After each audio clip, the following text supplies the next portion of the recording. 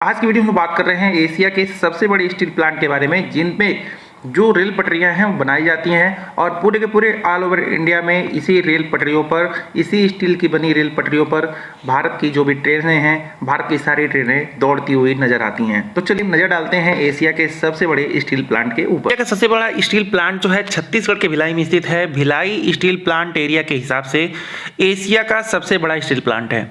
यह 40 वर्ग किलोमीटर के क्षेत्र में फैला हुआ है। भिलाई स्टील प्लांट को देश के सर्वश्रेष्ठ इंटीग्रेटेड स्टील प्लांट का दर्जा भी प्राप्त है।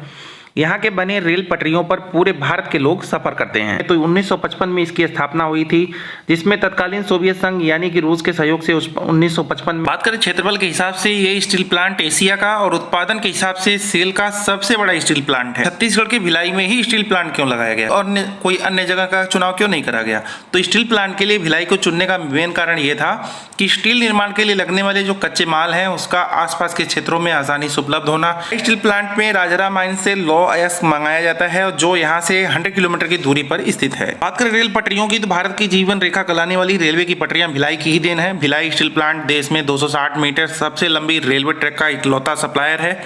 भिलाई में दुनिया को कई बार तक लपेट सकने के लायक बनाने का कीर्तिमान रचा गया है। मेट्रो ट्रेन की पटरियों की, तो मेट्रो ट्रेन की पटरियां भी यहीं बनाई जाती हैं। देख सकते हैं किस तरह से, आप यहाँ पे फोटो में देख पा रहे होंगे किस तरह से यहाँ पे रेल की पटरियां जो है बनाई जा रही हैं। आखिर इस भिलाई स्टील प्लांट की उत्पादन क्षमता कितनी है? तो भिलाई स्टील प्लांट रेल पटरी और भारी इस्पात प्लेटों का एकमात्र निर्माता तथा स्ट्रक्चर का प्रमुख उत्पादक है।